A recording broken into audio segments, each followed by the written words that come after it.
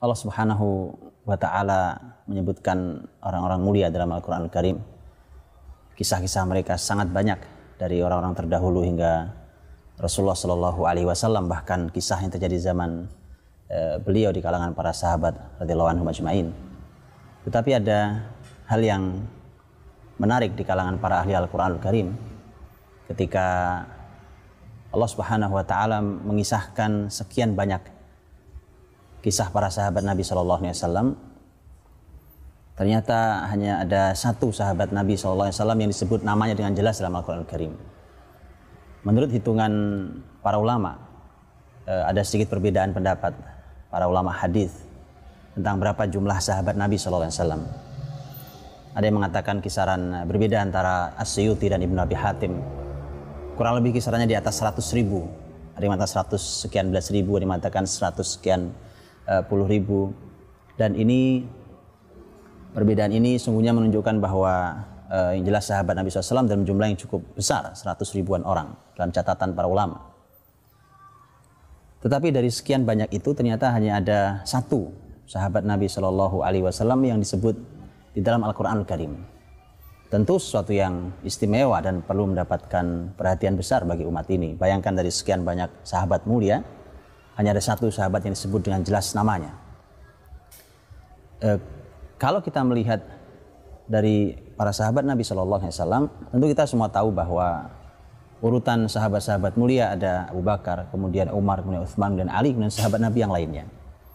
Tapi toh, walaupun kisah-kisah mereka ada dalam Al-Quran, tetapi tidak disebut namanya. Sahabat mulia yang disebut namanya adalah Zaid radhiyallahu anhu. Dari sekian banyak Zaid, dari beberapa Zaid yang ada, Zaid yang dimaksud adalah Zaid putra angkat Nabi Shallallahu Alaihi Wasallam, Zaid bin Harithah radhiyallahu anhu.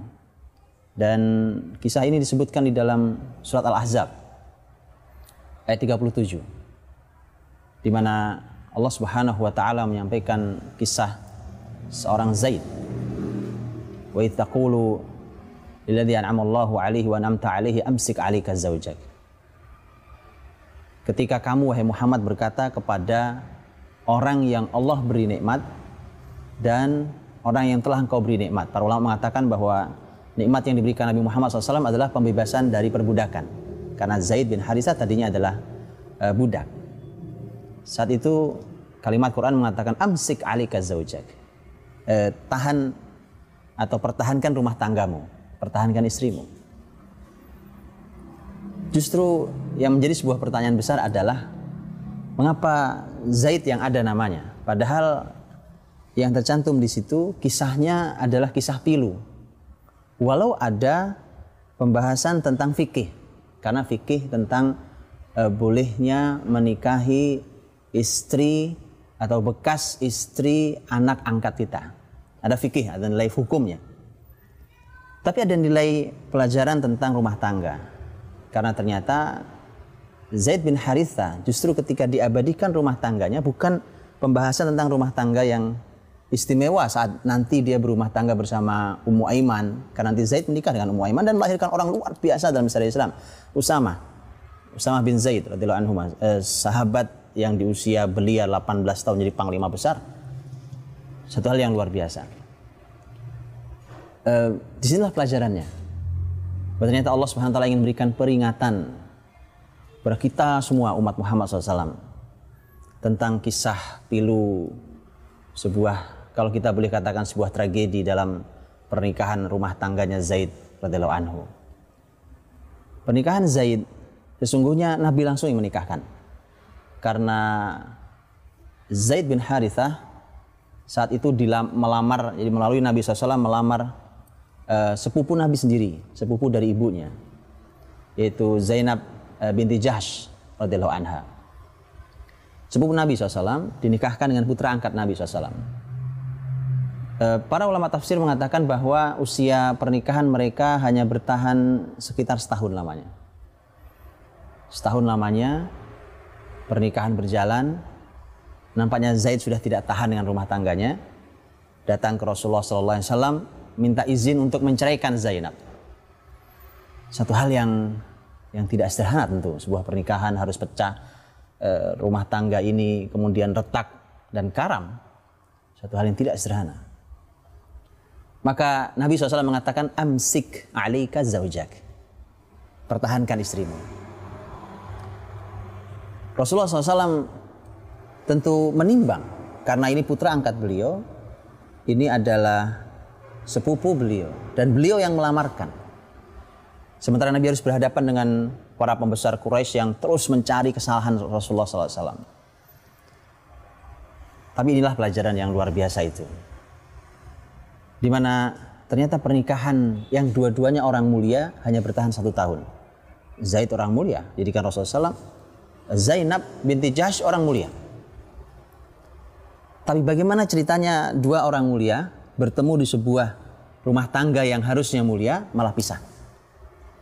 Itu pertanda bahwa tidak cukup orang soleh bertemu dengan seorang yang solehah, kemudian bertemu dalam satu rumah tangga, ternyata tidak cukup. Artinya harus ada ilmu yang lain agar rumah tangga kelak tidak retak. Maka bagaimana kalau ada yang satu soleh, yang satu rusak? Terbayang oleh itu bagaimana ketimpangan rumah tangga? Maka perlu kebersamaan dalam kesolehan itu. Inilah yang disebut oleh para ulama sebagai al-kafa'ah atau al-kufu', yaitu kesetaraan. Kesetaraan yang dimaksud dalam rumah tangga Islam nomor 1 dan selalu disampaikan para ulama, kesetaraan itu adalah agama. Kalau kita bahas fikih, di fikih para ulama membahas, umpamanya kita membahas tentang bolehkah seorang muslim menikahi ahlul kitab. Ketika para ulama fikih membahas itulah kita ambil pendapat yang mengatakan bahwa para ulama mengatakan seorang muslim laki-laki boleh menikahi wanita ahlul kitab.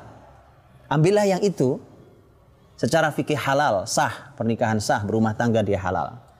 Tapi rumah tangga bukan sekedar sah atau halal. Ada kebesaran yang sedang dibangun. Apa artinya sebuah rumah tangga hidup dalam kehidupan yang tidak satu visi? Maka dari itu, ini kesetaraan. Kesetaraan itu awalnya agama, kesolehan.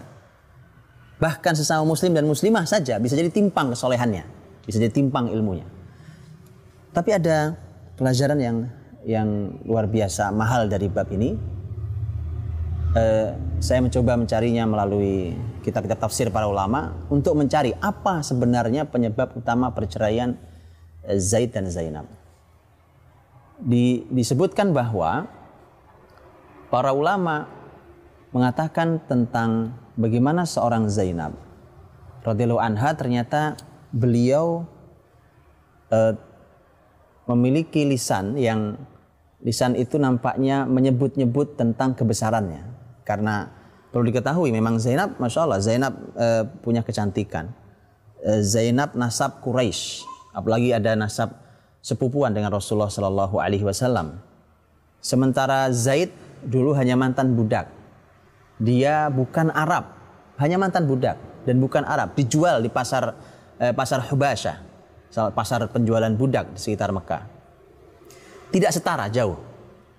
Ketika ada ketidaknyamanan dan tidak berhasil untuk disetarakan sepanjang 1 tahun pernikahan mereka, maka yang terjadi adalah ternyata sang istri pun tidak kuasa untuk menahan lisannya untuk mengeluarkan kalimat-kalimat yang menunjukkan ketinggian kehebatan dirinya, nasabnya, kemuliaan Quraisynya, dan seterusnya.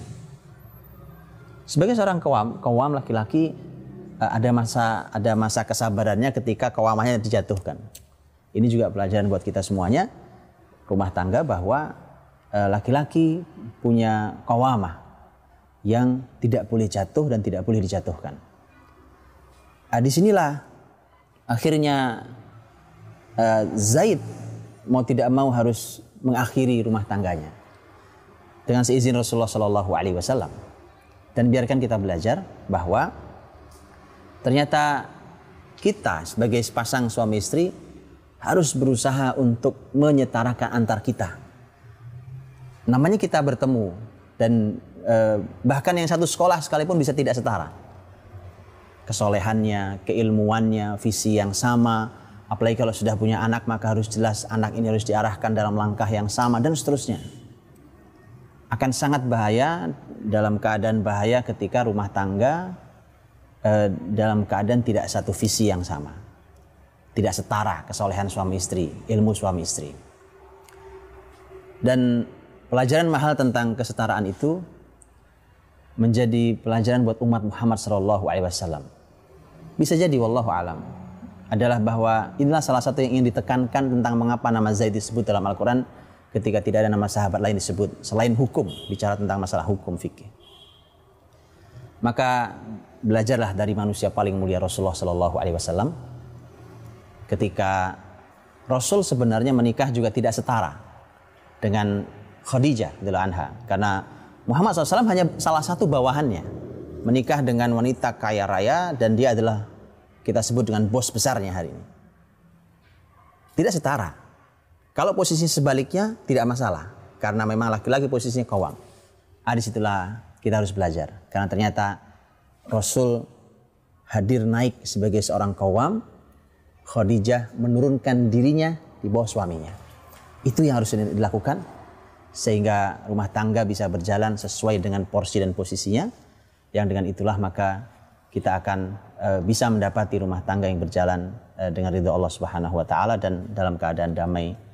Dan mudah-mudahan menjadi pelajaran mahal buat kita bahwa mari kita mencoba untuk menyetarakan antara suami dan istri dalam kebaikan, dalam ilmu, dalam amal, dalam ridha Allah Subhanahu wa taala.